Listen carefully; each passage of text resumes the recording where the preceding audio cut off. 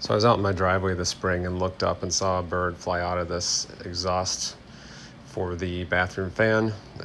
Knew something wasn't right, so I went up in the attic and there was a bunch of baby birds up there.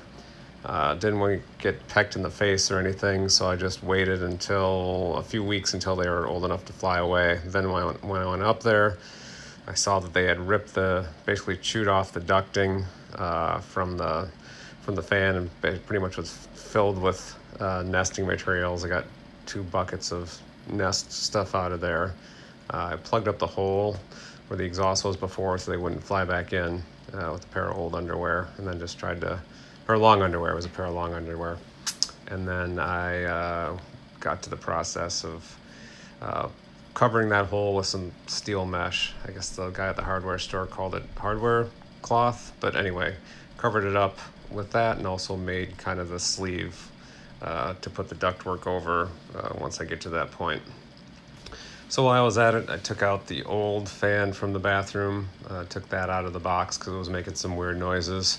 My mom had given me another fan for some reason, this Brown vertical discharge fan, which is just kind of a round fan with no light or anything. But I figured if I leave the old box up there, I could mount the new fan inside of that and then maintain the plug-in so I could plug the light in and stuff in there, and also not have to tear that out and try to cut a new hole or patch a new hole in the ceiling. So in order to get it in there, since it's top ducting, I had to drill about 50 holes in the top of the box to make a circle, and also since it's exhausts on the side where the new one exhausts on top, I had to patch the old exhaust hole with duct tape wrapped around hardware cloth.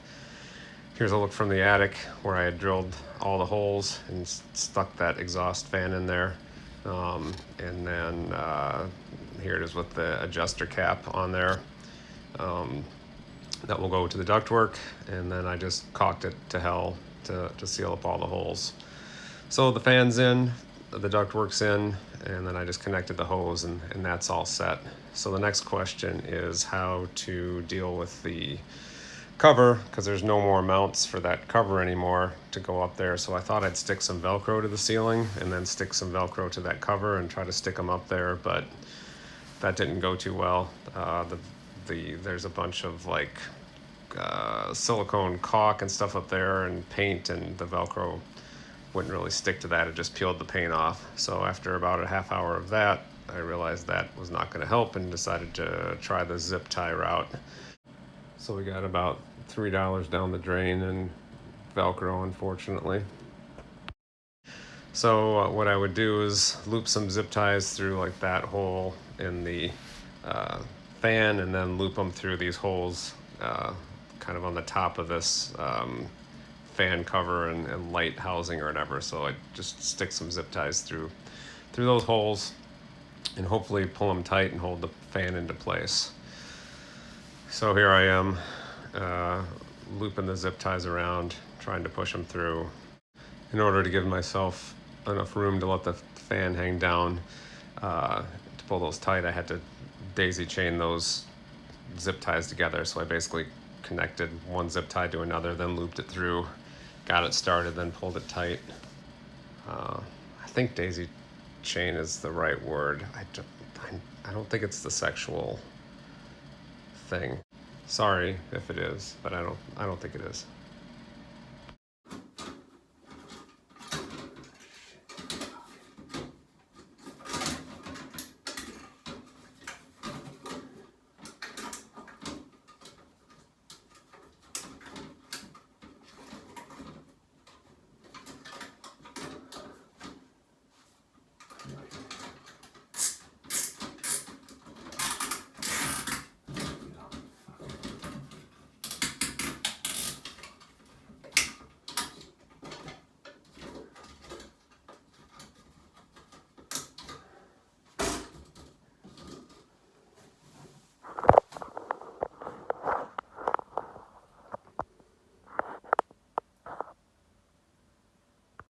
So for now, I'm going to leave the light bulb out of this fan cover, mostly because the window in this bathroom has like a translucent cover on it.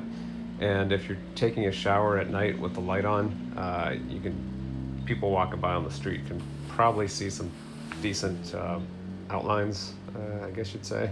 And I don't want that. So showers at night are done in the dark until a new darker cover is added to the window. I should probably clean this out before I put it back up.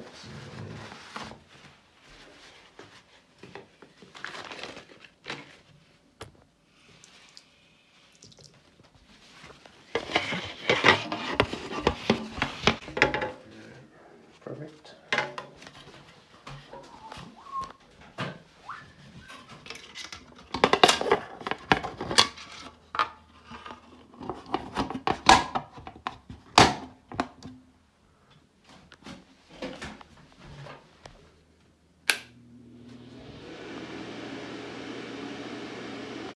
Actually, I may be able to salvage some of this Velcro.